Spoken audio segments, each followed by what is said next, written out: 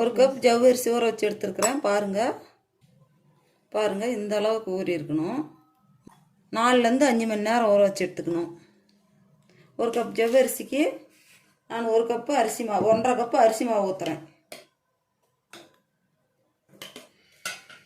பெரிய வெங்காயம் பொடியாக நறுக்கிறது 1, சின்னதாக துருவனது கேரட் 1, கருவேப்பிலை பொடியாக நறுக்கிறது 1, ஒரு கொத்து, 1/2 ஸ்பூன் ஜீரகம் போட்டுக்கலாம். இதுக்கு தேவையான அளவு உப்பு போட்டுக்கலாம். எல்லாம் சேர்ந்து நல்லா கலந்துக்கலாம். பச்சை மிளகாய் இதில் 1 சேர்த்துக்கலாம். ஞாபகம் இல்லை, நான் போட்டுட்டேன் பாருங்கள். ஆட்ட மறந்துட்டேன், போட்டுட்டேன். ஒரு பச்சை மிளகாய் சேர்த்துக்கலாம். நான் ஊத்தப்பம் ஊற்றுறதுக்கு தான் இது கலக்கிறேன். இப்படி ஊத்தப்பம் ஊற்றி கொடுத்தா அப்படி விரும்பி சாப்பிடுவாங்க.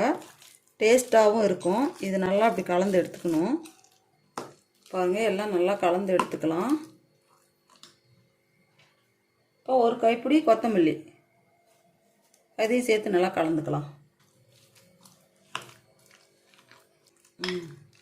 எல்லாம் கலந்தாச்சு. பாருங்கள், இந்த அளவுக்கு இருக்கணும். ரொம்ப தண்ணி மாதிரி போகக்கூடாது. மாவை போட்டு கலந்த மாவே இந்த அளவு வந்துடும். தவா வச்சு இதில் ஊற்றப்பம் ஊற்றலாம். எண்ணெய் விட்டுக்கலாம். பாருங்கள்,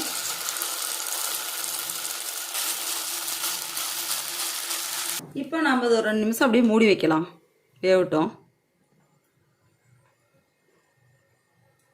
அடுப்பை மீடியமாக வச்சா போதும்.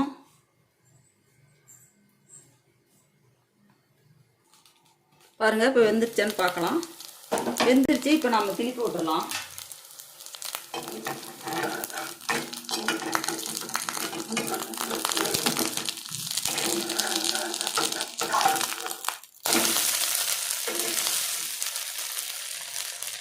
பாருங்க, சூப்பராக வந்துடுது. கொஞ்சம் எண்ணெய் விட்டுக்கலாம். நம்ம ஒரே மாதிரி செய்கிறதுனால இப்படி செஞ்சு கொடுத்தா எல்லாருமே விரும்பி சாப்பிடுவாங்க.